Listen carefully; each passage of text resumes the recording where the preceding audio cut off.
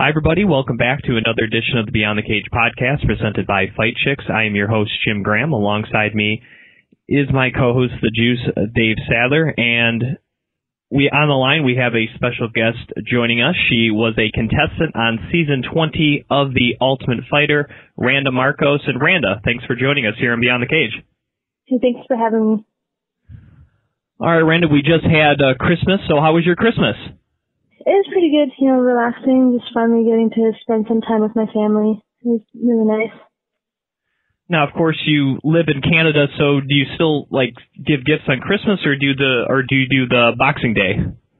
No, we do Christmas, and then we spend more money on Boxing Day. All right, now, do you have any plans for the New Year's coming up here? Nothing set right now. Hopefully, I heard that the UFC is coming to Canada in March. Hopefully, I'll get on that card, but I have nothing, set for sure yet.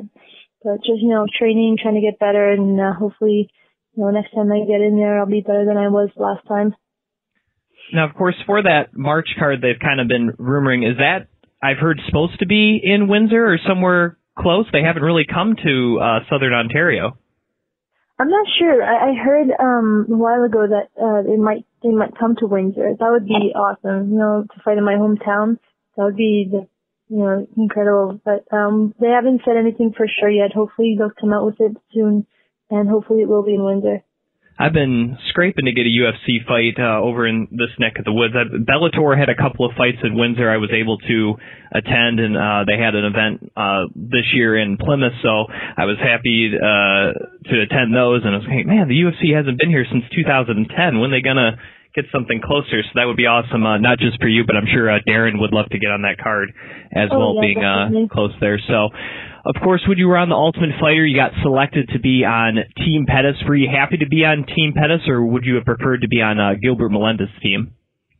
I honestly didn't care which team I was on because Anthony's a really good striker, really good stand-up fighter, and then you got Gilbert Melendez, who's a good grappler, wrestler, and so I didn't really care. I needed to learn more of my stand-up, so it kind of was good that I was on Team Pettis' team, on Team Pettis, but, I didn't really care, but it worked out pretty well. We had a pretty strong team, and we made it really far, so it worked out well for me. Now, during the course of the season, a lot of different stories have come out about Rufus Sport and, Anthony Pettis' team. A lot of hate, I guess you could say, a lot of negative energy towards that. And you got to train with them for about 6 weeks. I don't know if you saw any of the reports, but do you think any of this, hate or, bad talking about that team was justified with your experience that you had with them? No, honestly, I was really surprised to hear about all that stuff. I thought Duke Rufus was such an awesome guy, so down to earth. He was really, really, nice to us, really, I don't know, he made us feel really comfortable and everything. And then, the rest of the team, it was just so great to work with them. And I was really kind of upset when I heard all that stuff because I would have never guessed in a million years. I really enjoyed working with them. They took everybody, they worked with us individually, worked on what we're good at, what we're bad at. I really enjoyed working with them, and I really like to work with them in the future too. They're not too far from me. And yeah, I don't know where that came from. Now, over the course of your time in TUF, what would you say was your favorite part about being in the house? I met a lot of good people. I met Shoujo Calderwood, Alex Chambers, Ashlyn Daly. I got to hang out with them and just meeting these people I would have never met. And they're all from all over the world. It was really cool living with them and talking with them, and also just seeing where I stand and everything. Walking into that house, I didn't know where I stood. I didn't know if the rankings were true or not. How these other girls were. Fight-wise. And just walking out of there, I came out with a lot of confidence in myself. Just from being a nobody to being ranked pretty high right now in the rankings. So that was one of the most amazing things that came out of that situation. Now, what was your least favorite part about being in the house? I have a lot of least favorites. Just living with all these different personalities and just dealing with a lot of bull that came with living with these girls. And I expected these girls to be professional athletes, professionals, and it was just very childish at times, and it was really hard to live with, and really made the situation a lot more difficult than it should have been. That's about it. Now, we've talked to several contestants of The Ultimate Fighter, and they've mentioned that is making it as far as you did, making it to the semifinal rounds and making that weight 3 times in 6 weeks can be very tough. And was that a tough thing for you to do? I don't know, just living there, everyone's watching what you're eating, so you can't eat what you would at home, and but also the stress. I think it made me I don't know, I lost a lot of weight. The last weigh-ins I woke up on weight, which is really, really weird for me because I usually lose about 10 pounds in 2 days for the weight cut, and to wake up on weight was weird for me. I was under a lot of stress and just, from putting up with certain people in that house. But it wasn't difficult to lose the weight. It was more difficult to gain weight when I was there. It was just weird situation, not normal, not what I would normally be going through for a normal fight. Now, of course, you kind of mentioned that you were friends with Alex Chambers, Joanne Calderwood, Aisling Daly. Was there any other friends that you made on the show, whether it be from Team Pettis or anyone from Team Melendez? Yeah, actually, I got along with a few other people. Tisha Torres is a really cool person. She was there for the right reasons. She just wanted to train and fight. And also Heather, Joe Clark, and Lisa Ellis. They were really cool people. We ended up having a group where we would play cards every night and just enjoy the time and not gossip. Just like we wanted to just keep everything out of our heads and just enjoy a little bit of time before we go train or we go to bed, or they were really cool people to meet. All right, of course, now I got to ask with some of the people that you probably weren't friends with, Carla Esparza and Felice Herrig. Of course, the big episode where it showed a lot of back and forth between the three of you was when you fought Felice and ended up beating her. Just kind of gradually spin out of control, kind of sort of between you three, or was it just from the start, just you guys just didn't really get along? No, it wasn't from the start. It was kind of like, I think, knowing Felice, she likes to start drama with everyone she fights, right? She has to build herself up. I feel that's the kind of person she is. And, she couldn't get anything out of me. They were trying to get me off my game. They were trying to get me, get me going, get Felice angry somehow, and I just wasn't giving in. I knew what they were getting at. I knew what they were looking for, and I was not going to give in to that. And, I wasn't there for that. And I felt like it didn't matter who she was going to fight, she was going to do the same thing. I felt like if she fought Joanne Calderwood, she would have done the same thing to Joanne. She was just trying to get something out of me. And when I wouldn't give in, that's when they started getting really upset and started, going to start calling me names and making up stupid Patty Gay songs. That's all it was. There was nothing else. I didn't do anything to offend them or anything to hurt them. When I went to train at the gym, I was actually outside. I wasn't even with them. I was doing my strength and conditioning out in the parking lot, so I wouldn't bother them during practice time. So there was no reason for them to act that way.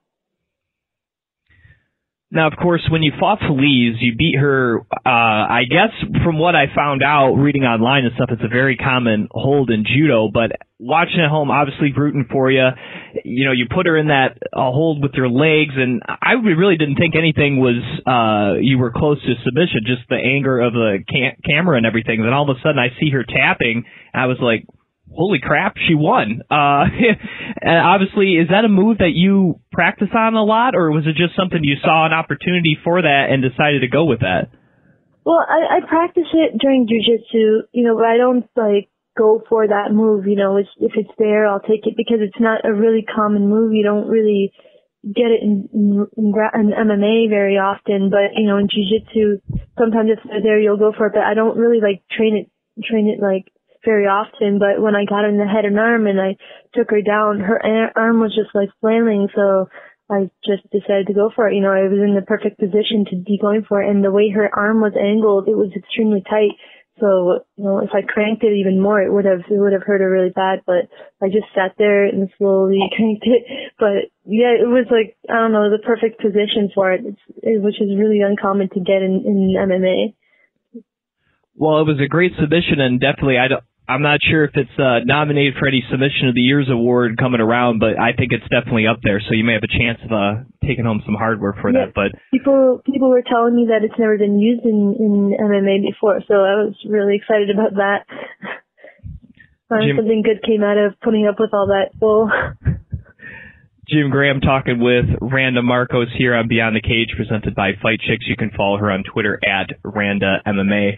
And looking back at the 6 weeks you were in the house, if you had to do it all over again, would you?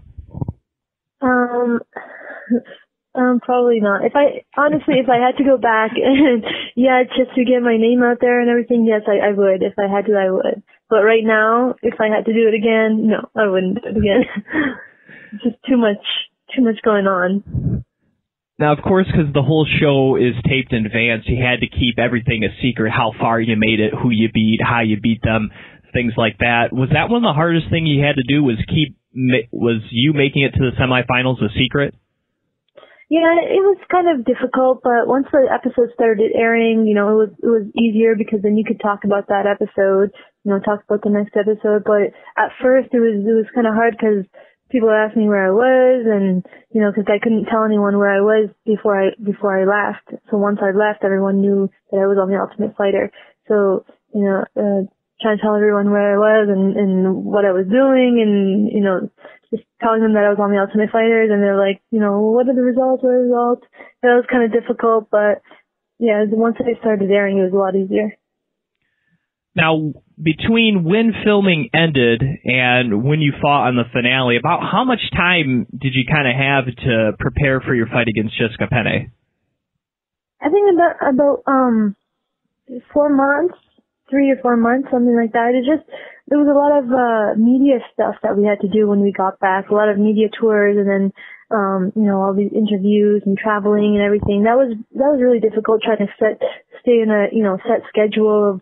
And then I had to work, I work full time, and that kind of messed everything up. But I didn't take any time off of training. Whenever I got a chance, I came out and trained, and whenever I had a minute, I was in the gym. But we had a good 4 to 3 months to train, full camp. Now, of course, before you fought on the finale, your two coaches fought for the UFC lightweight title, Anthony Pettis against Gilbert Melendez. What did you think about that fight? And, of course, what a great finish there by Anthony there in the second round.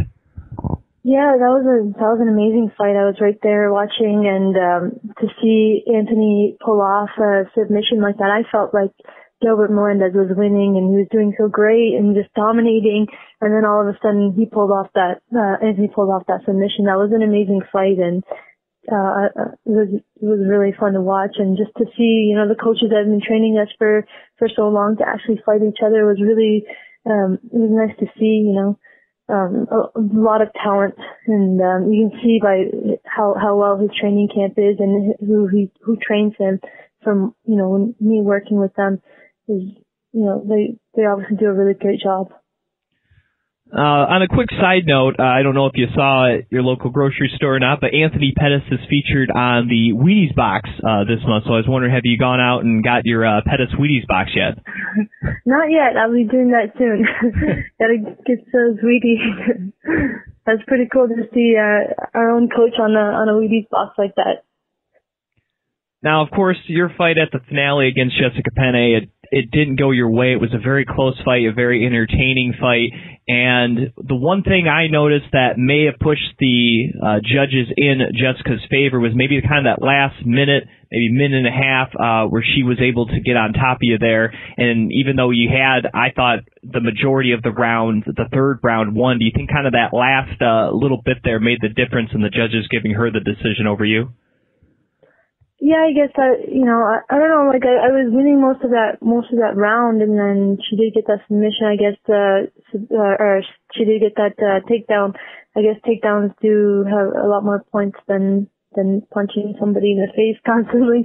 But, you learn from these situations. You can just take something positive out of it and just go back to the gym and train harder and come back next time. Hopefully it won't be as close as it was that last time. And yeah, I think that takedown did definitely, help her a lot.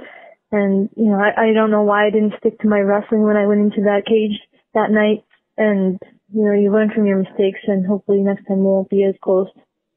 Now, one thing I noticed you using in that fight, obviously that you probably were able to develop through training, was the spinning back fist, and you were able to land that several times on Jessica. Is that, along with other striking techniques, something you've been working on?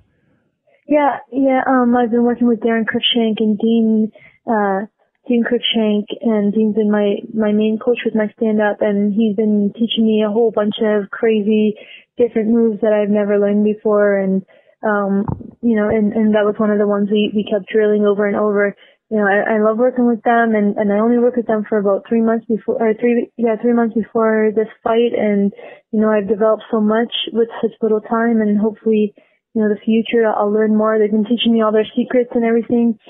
So, hopefully you guys will see a lot more crazy moves in the future. You see, Darren's style. He's got a really, crazy,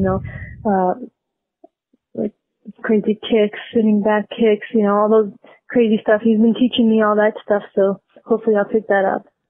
Now, was Darren and his dad, was that one of the reasons you decided to start training at Michigan Top Team, or was there another reason you decided to make the switch over there? I needed to leave. I needed to leave my gym here in Windsor. It was just a very negative place, and and I didn't have any training partners. It was really difficult to find training partners. And when I I just looked around for different gyms, and I found Michigan Top Team. And when I went there was a whole bunch of small guys about my size, and to spar with, and it was just perfect. It was a perfect match for me, and I'm so proud. I'm so happy that I went there, and I'm going to be staying there for a while, hopefully. Now, of course, Darren got to fight on the Ultimate Fighter finale with you, and he got poked in the eye a couple times and tore his tear duct. But before that unfortunate incident, I'm sure you're probably tuned in his fight. What did you think about him against KJ Noons? I think Darren was dominating. I think he was going to do really well. I think he would have got the fight of the night if he didn't get stopped. He's got some crazy kicks and crazy knockouts. So I was excited to see something happen, but when the eye poking happened, it just really bothered me. He did it twice.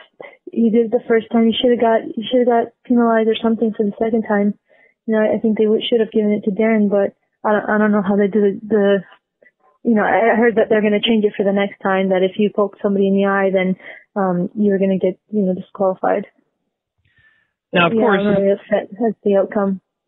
Now, of course, he's a guy that, pretty much will take kind of what the UFC gives him. That's one of the things I admire about him. But when I got to talk to him about a week ago, he was very adamant in wanting another crack at KJ, and, being his friend and training partners. Would you like to see him, take on KJ again? Oh, yeah, definitely. But I heard that Darren told me that KJ might be going back to school or something like that, so he won't be fighting. So he's really upset about not being able to fight him again. He was really, really looking forward to fighting him again. So that's what I heard, but I'm not sure if that's true. But hopefully it's not true and he gets his chance, because he's really, really looking forward to fighting him again. Oh, yeah. When I asked him, I said, that's what's next for you. He goes, that's what I want. And so, yeah, that would definitely be a bummer if he couldn't kind of get that validation, because like he was saying that he just felt incomplete. It wasn't a win. It wasn't a loss. So hopefully we'll see what the Hawaiian KJ Noons decides to do. But sticking with the finale for just one more bit here, of course, Carla Esparza fought Rose Namajunas for the title. And surprisingly, Carla came in the underdog, at least surprisingly to me, in that fight. But she went out there and does what she does best. She used her great wrestling, her great control, and was able to pretty much stifle any submissions from Rose Namajunas en route to a third-round finish to win the title. Did you think that was the way that fight was going to play out, Randa? In one of my interviews, I said that I think Rose was going to win. I only said that because I didn't want to say in front of Carla that I think Carla would win. Definitely, I know Carla is a very smart fighter, and I knew she was going to win that fight. She's got amazing wrestling, which I think wrestlers have a huge advantage in a lot of fights in MMA, and I knew she was going to be smart about it and just control her because, Rose is kind of a wild fighter. She throws those kicks everywhere. She's kind of like all over the place, and Carla's really good at controlling her opponent. And I knew she was going to take that fight and finish her off, and I knew that Rose didn't stand a chance against her. But, Rose has surprised a lot of people this year, and especially in the Ultimate Fighter house, and she's got a good future ahead of her. All right, Randa, I'll get you out of here with this. Of course, 2015 is almost upon us here, and I was wondering, what goals do you hope to achieve for your career in the new year? Hopefully by the end of 2005, I'll get that the title shot. Hopefully. We'll see how it goes. That's what I'm aiming for. Once again, she is Randa Markos. You can follow her on Twitter at Randa MMA, and you can also follow her on Score as well. And thanks again for coming on the show. I really appreciate it and look forward to having you again in the future, maybe sometime before that fight in Windsor. Okay, no problem. Thank you so much for having me. Once again, that was Randa Markos right here on Beyond the Cage, presented by Fight Chicks.